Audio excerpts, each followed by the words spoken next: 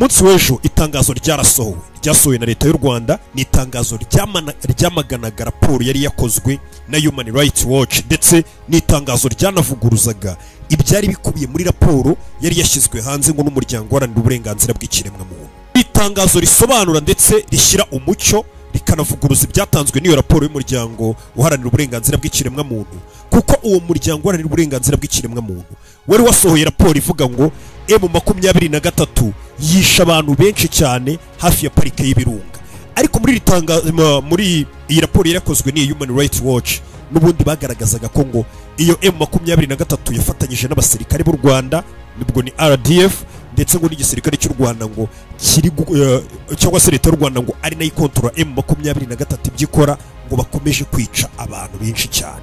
Reka wenda tubanze dusome iyi raporo yari yanditswe ku Rwanda ivuga ko igisirikare cy'u Rwanda ngo kisha abantu benshi, ndetse kugira ngo tuze no kugera ku itangazo ryamaze gusorwa none na leta y'u Rwanda risobanura ibintu neza, rivuguruza n'ibyo ngibyo cyangwa se n'iyo raporo ya Human Rights Watch. Iyi raporo ya Human Rights Watch yaravugaga ngo itsinda rya M23 rigenzurwa na leta y'u Rwanda ryishe abasivili barenga 140 muri uku kwezi kwa karindwi mu mwaka wa 2025, ngo benshi muri bo bishwe ngo bakomoka mu bwoko bw'abahutu mu midugudu nibura 14 yo mu burasirazuba bwa Repubulika Iharanira Demokarasi ya Kongo. Iyi ni raporo yasohowe na Human Rights Watch ku itariki 20 z'uku kwezi, ariko turagira ngo tuyinyuzemo amaso kugira ngo tuze kuhita tunasoma itangazo ryasohowe na guverinoma y'u Rwanda babishyiraho umucyo ndetse banayivuguruza bagaragaza uko ibintu bihagaze.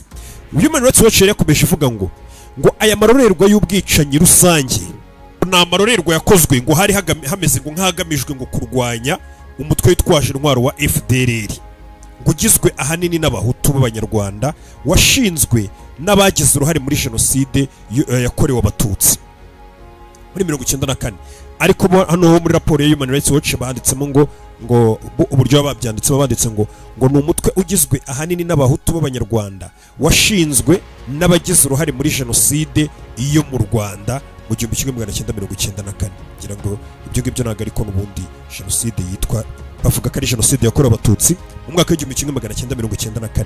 gusa Human Rights Watch yo hano mu itangazo ryo cyangwa se muri raporo yabo n'ubundi bari bavuze ngo ni jenoside yo mu Rwanda yabaye 94, ngo ndetse n'indi mitwe irwanya M23. Akanama k'umuryango w'abibumbye gashinzwe umutekano ndetse na za guverinoma zigomba gufatira ibihano bikomeye abakoze ibi byaha bikomeye, bagakurikiranwaho ibyaha by'intambara kandi bagakorwaho iperereza rihambaye na Loni. Iyi raporo yabo yakomeje hasi ikomeza igenda ivuga ngo abatangabuhamya, iyi ni raporo y'umuryango uharanira uburenganzira bw'ikiremwamuntu, wakomeje uvuga ngo abatangabuhamya bemeza ko abarwanyi ba M23 babategetse gushyingura vuba imirambo yabo bari bamaze kwica. Iyo raporo iravuga ko M23 ngo ikontororwa n'u Rwanda, ngo M23 ngo yaraje yica abo bantu, ngirangije itegeka ababo ngo kubashyingura vuba cyangwa se imirambo bakayisiga ngo bakahita bagenda. Ati ibyo ngibyo ngo byabujije imiryango y'abari bamaze kwicwa na M23 gushyingura ababo mu cyubahiro. Iyi raporo ikomeza ivuga ngo abatangabuhamya mu bitero bavuze ko abarwanyi ba M23 babategetse gushyingura imirambo y'abo bari bamaze kwica ako kanya, cyangwa se indi mirambo bakayisiga ngaho vuba bakayita ku gasozi bakava ngo bakagenda. Ati babujije imiryango yabo gushyingura mu cyubahiro. Ati ndetse abarwanyi ba M23 banajugunye imirambo y'abagore n'abana mu mugezi wa Rucuru. Iyi ni raporo ya Human Rights Watch niko ikomeza igenda ibivuga. Human Rights Watch yakomeje muri iyi Human Rights Watch yakomeje ivuga ngo mu bwicanyi bwatangarijwe Human Rights Watch benshi mu bahasize ubuzima bari abahutu, hakabamo bake babo mu bwoko bw'abanande. Ati kwibasira abahutu batuye hafi y'uduce twigaruriwe na FDLR bikomeje gukurura impungenge z'uko hashobora kubaho icyitwa kurimbura ubwo bwoko mu karere ka Rucuru. Iyi ni raporo ya Human Rights Watch ikomeza kuvuga ibi ngibi ngo ubushakashatsi bwa Human Rights Watch bwerekana ko ibikorwa bya gisirikare bya M23 byayobowe n'aba bofisiye, ngo hari harimo ngo Colonel Samuel Mushangara uyoboye umutwe wa mbere, ngo ni batayo ya mbere, Brigadier General Budwe Ngaruye umuyobozi wa brigade ya mbere. Ati ndetse na General Ngaruye ari ku rutonde rw'abafatiwe ibihano na Loni. kubera uruhare rwe mu byaha by'intambara bya M23 ojenali bari bavuze hejuru. Iyi raporo ikomeza ivuga ngo abaturage kandi bemeje ko, hano rero niho ngira ngo wumve, abaturage ngo baganiriye na Human Rights Watch ngo abaturage ngo bemeje ko ingabo z'u Rwanda zifatanyije na M23 muri ibi bikorwa bakazimenya ngo bitewe muganga rero murabyibuka muri Eva Life sinaje bantwaye mu maboko, none dore ngarutse nigenza narakize rwose. Okay, Eva Life mwatabaye ubuzima bwanjye bwari buzimye, none mbatuye umutima nk'ishimwe. nuko muri Eva Life nta kitunyura nko kubona uwo twatabaye yaratoye imitende. Nawe rero ikaze muri Eva Life, tugukiza umuze mu mubiri, unoze umunezero mu mabanga y'abashakanye, tunakwamurureho ingaruka zo kwikinisha. Waba warazengerejwe na infection urinaire, wazonzwe n'inzoka zo mu nda, impyiko, igifu, umwijima, diabete, sinizite, indwara z'abagore, kubura amavangingo cyangwa warabaye imbata y'ibiyobyabwenge, tambuka, igisubizo kiri muri Eva Life, kuko nta burwayi dakangara. Eva Life ikorera Nyabugogo haruguru gato ya gare iruhande rwa Kaizen Hotel. Telefone ni 0788282730. Abari mu mahanga namwe ni muhumure kuko imiti yacu tuyibagezaho mu buryo bwihuse kandi bwizewe. Eva Life. Yenda ng'ingabo z'u Rwanda zari zambaye ngo n'imvugo yazo. Ibiro bya komiseri mukuru wa Loni bishinzwe uburenganzira bwa muntu hamwe n'amakuru ava mu ngabo za MONUSCO byemeje ko ingabo z'u Rwanda zagize uruhare muri izo operasiyo. Leta y'u Rwanda iyoboye ibice bifatwe na M23 igomba kwemera ko abahanga bigenga mu by'iperereza n'ab'inzego za Loni bakora iperereza ryimbitse ku bimenyetso by'ibyaha by'intambara, barimo n'ibiro bya Loni bishinzwe uburenganzira bwa muntu n'akanama kabigenga ka Loni ku byaha bikorerwa muri Kongo. Ibintu bigize nanone bakomeza hasi bavuga ngo ibihugu bigize akanama ka Loni gashinzwe umutekano n'umuryango w'ubumwe bw'uburayi barasabwa ibi. Mbega iyi raporo ya Human Rights Watch yasoze hasi ivuga ngo ibihugu bigize akanama ka Loni k'umutekano ndetse n'umuryango w'ubumwe bw'uburayi nyine European Union ngo barabasaba. Mbega iyi raporo yasoje isaba uwo muryango w'abibumbye ibihugu birimo ndetse na bino bihugu bigize umuryango w'uburayi ngo gucyaha ibi byaha bikomeye, mbega kubyamagana cyane, gufatira ibihano bikarishye abakoze ibi byaha, gushyira igitutu ku gufatwa no kuburanisha abayobozi ba gisirikare bagize uruhare muri ibi byaha by'intambara. Ndetse hasi bakomeza bavuga ngo ibihugu bitera inkunga igisirikare cy'u Rwanda nabyo birasabwa gusuzuma nimba iyo nkunga idafasha mu bikorwa bihonyora uburenganzira bwa muntu. Kugira ngo uri kumva Human Rights Watch n'ahantu igeze. Ndetse bakomeje banavuga ngo ubwicanyi ndengakamere bukozwe na M23 ishyigikiwe na leta y'u Rwanda ngo bugaragaza icyuho kiri hagati y'amagambo y'amahoro ku rwego mpuzamahanga n'ukuri kw'ibiri kubera ku baturage bo mu burasirazuba bwa Kongo. Ibihugu bikomeje gushaka amahoro, ibihugu bikomeje gushaka amahoro bigomba gukurikiza amategeko y'intambara, kandi abantu bakoze ibyaha by'intambara bagomba gukurikiranwa no gushyikirizwa ubutabera. Iyi niyo raporo yari yasohowe na Human Rights Watch ku itariki 20 z'uku kwezi.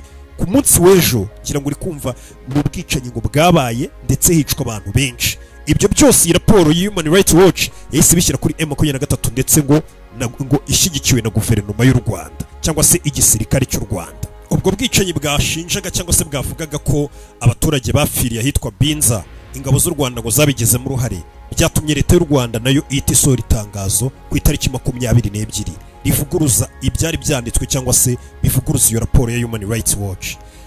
Ryari itangazo rifite umutwe uvuga ngo igisubizo ku birego bya Human Rights Watch ku bwicanyi bw'abasivile muri Binza muri Kongo. Leta y'u Rwanda yamaganye yivuye inyuma. Iri ni itangazo tutangiye gusoma ryasohowe na leta y'u Rwanda.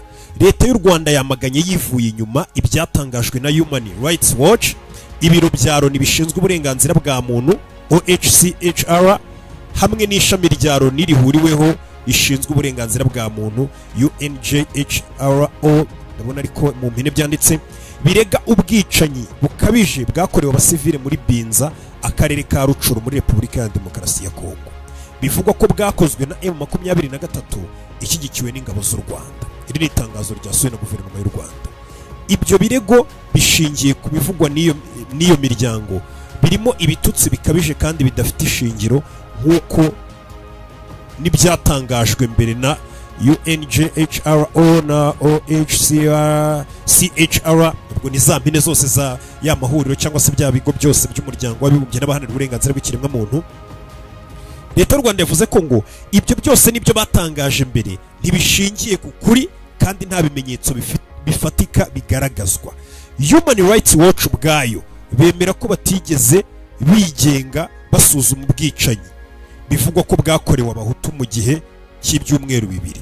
Ibyo birego bishingiye ku binyoma byatanzwe byihuse, nta bushakashatsi bwimbitse bwabanje gukorwa, ahubwo byahise bitangazwa mu itangazamakuru mu buryo buhubutse hagamijwe gukomeza inyigisho yateguwe mbere.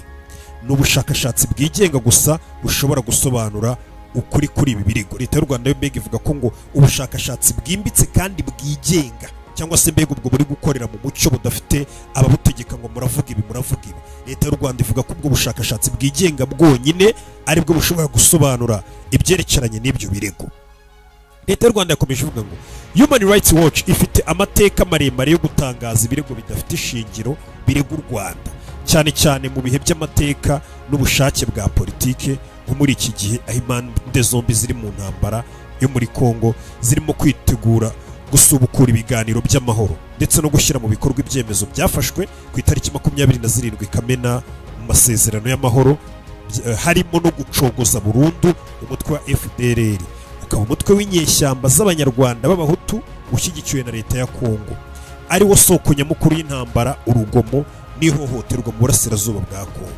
Nubwo hari ubushakashatsi buke n'imyitwarire yo kubangamira urugendo rw'amahoro itangwa n'izi nzego zitarimo leta, u Rwanda ruzakomeza kwibanda mu bikorwa bigamije umutekano, iterambere n'amahoro arambye mu karere k'ibiyaga bigari, harimo n'ishyirwa mu bikorwa ry'amasezerano y'i Washington DC hamwe n'urugendo rwa Doha.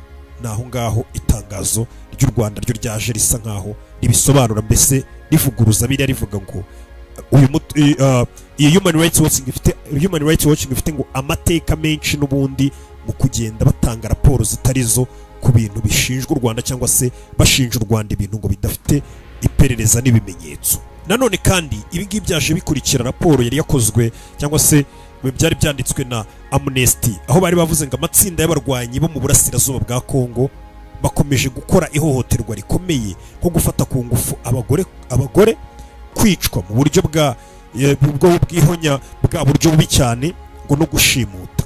Aho bo bakomezaga bavuga ngo amatsinda yitwaje intwaro agizwe na M23 ishyigikiwe n'u Rwanda, kimwe n'umutwe uzwi nka Wazalendo w'abantu batandukanye bashyigikiwe n'ingabo za Kongo, baravugwaho gukora ibikorwa byo gufata ku ngufu abagore, guhohotera abaturage, kubangamira uburenganzira bwa muntu mu burasirazuba bwa Repubulika ya Demokarasi ya Kongo n'ibindi bikorwa bihonyora amategeko mpuzamahanga y'ubutabazi. Tigre Chaguta, umuyobozi wa Amnesty International mu karere ka Afurika y'Uburasirazuba, yagize ati ubunyamaswa bw'aba barwanyi ntibugira umupaka. Ibi bikorwa bigamije guhana abaturage, gutera ubwoba no kubangiriza uburenganzira bwabo no kubashyira hanze. Ndetse bakomeza bavuga ngo ihohoterwa rikorerwa abagore n'abakobwa, ngo mu bagore 14 batoranijwe bagiye bahabwa ibiganiro mu ntara za Kivu y'Amajyaruguru na Kivu y'Amajyepfo, ngo bavuze ko ngo 8 muri abo bagore 14, ngo abo bagore 8 bavuze ko bafatiwe ku ngufu bafashwe ku ngufu n'abarwanyi ba M23. Nanone ngo abandi bagore 5 bavuze ko bafashwe ku ngufu n'abarwanyi ba Wazalendo, ngo ndetse umwe muri abo bagore bafashwe ku ngufu we ngo yatangaje ko yafashwe ku ngufu n'ingabo za Kongo FARDC. Aya ni amagambo yanditswe na Amnesty International bagaragaza ko ngo mbega M23 ari yafashe abagore benshi ku ngufu, hagakurikiraho ngo abarwanyi ba Wazalendo, ngo n'umusirikare umwe gusa wa leta ya Kongo ngo wafashe umugore ku ngufu. Bakomeza hasi bavuga mu byo bari banditse, bavuze ngo abafashwe ku ngufu na M23 bavuze ko abasirikare bari bambaye imyenda ya M23 kandi bavuga ikinyarwanda. Ibyo byabaye hagati ngo ya Werurwe na Gicurasi 2025, ubwo M23 yari ifite ubutegetsi muri Goma na Bukavu. Umwe ngo mu bagore witwa Beatrice yavuze ko yafashwe ku ngufu n'abarwanyi 5 ba M23, ku nkambi yabo. Ati iyo mbonye umuntu wambaye imyenda ya gisirikare mba mfite ubwoba. Ubu ni ubuhamya ngo bwatanzwe n'uwo mugore. Ati ubu sinasohoka numva umutima utera cyane. Mu bice bya Rucuru, Masisi, Karehe abagore n'abakobwa ngo barafashwe ku ngufu na Wazalendo. Umwe muri bo none tugeze hano ngo muri iyo raporo yakomeje kugenda ivugwa na Amnesty, bakomeje bavuga ngo mu bice bya Rucuru, Masisi, Karehe abagore n'abakobwa barafashwe ku ngufu na Wazalendo. Umwe muri bo yasibanzwe hagati, mbega ngo yafashwe ku ngufu n'abantu bagera kuri 7.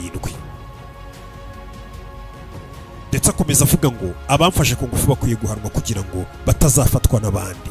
Nanone ngo undi mugore yavuze ko yatewe inda yafashwe ku ngufu n'abasirikare 2 ba Kongo muri Gashyantare 2025 ubwo FARDC yari ihunze Bukavu. Ako kanya umwana w'umukobwa nawe bamufata ku ngufu. Icyo ni bimwe mu bikomeje kugenda bivugwa mu burasirazuba bwa Kongo, ndetse mu gihe hakomeje ngo kuba bagerageza impande zombi kugenda bashyira mu bikorwa kugira ngo habashe kugaruka amahoro. Ariko ndaje tugende twongera turebera hamwe ubundi muri kara gace bimeze bite.